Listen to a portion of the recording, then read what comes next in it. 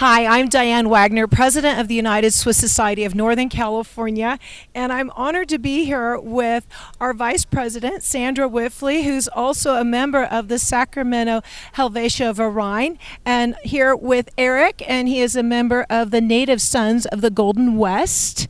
And we were just here for a dedication of John Sutter's statue. So, Sandra, I want to ask you first, how on earth did you end up with this statue, your club? Well, you may recall the events of 2020 when the pandemic hit, and that there were groups of people trying to erase or change our history. And unfortunately, this statue in Sacramento was defaced. And so the owners of it at that time, Sutter Health, gave us a call wanting to see if we wanted the statue returned to us. And a little bit of the back history is there that Sacramento Helvetia Verien and some citizens, a citizens group in Switzerland, all came together to create this statue. And it was stood in front of Sutter Health when it was dedicated in 1987. 1987. So this statue was a gift from Switzerland and many different organizations in Switzerland and California to Sacramento. To the city of Sacramento, to Sutter Health in particular.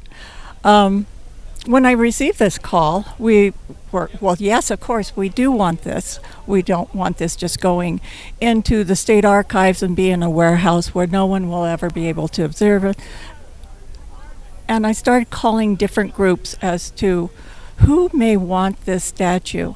And this happened during COVID, correct? This was all in 2020 during COVID. And so it was a little more difficult to get a hold of people, huh? There were a lot of messages left and very few calls returned.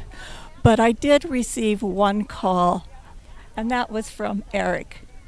Erik Christeson, who was the Grand President then of the Native Sons Golden West. And So Erik Christeson, could you first explain to us exactly what is your organization, the Native Sons of the Golden West, for those who don't know? Sure. So Native Sons of the Golden West is a historical preservation society for all intents and purposes, formed in 1875 to preserve California history in the spirit of 49.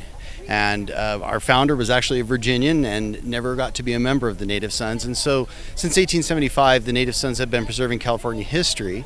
And one of the most important things we did was the purchase, the restoration, and gifting of Sutter's Fort back to the state of California. Before state parks even existed, it was just to the General Accounting Office that received the Sutter's Fort from us and was the precursor to state parks. So what did your organization think when you received that phone call from Sacramento Helvetia Verien and Sandra Wipfli that they had the statue of John Sutter?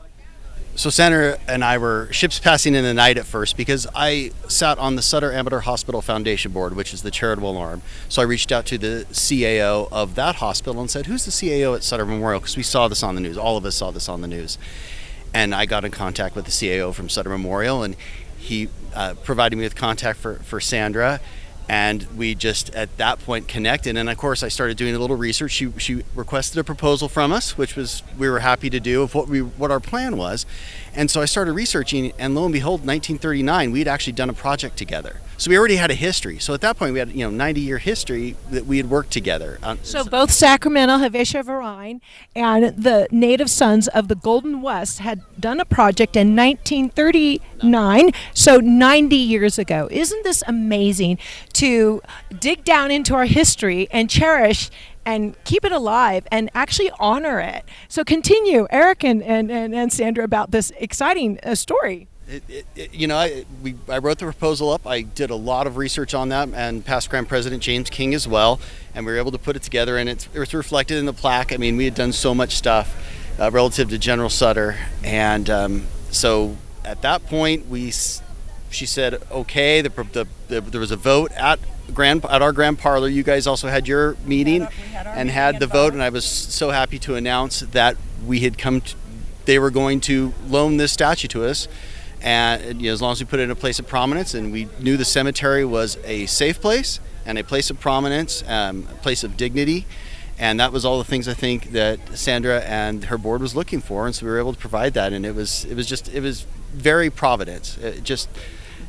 That it came together 90 years later was just providence.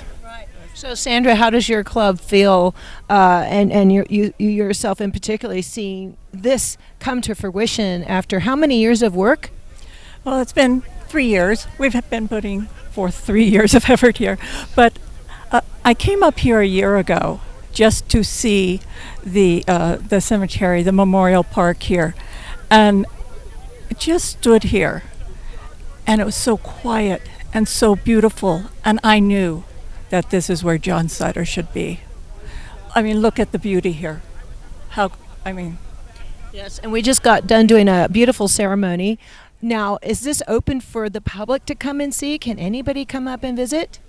If they can find the roads, that anyone could come and visit, and that was again one of the conditions, is that Sacramento Helvetia Verien was able to come, and so but it's also a safe location because unless you know it's here, you're not going to be able to find it. But now that both organizations know how to get here, we anticipate that people will be able to come and visit.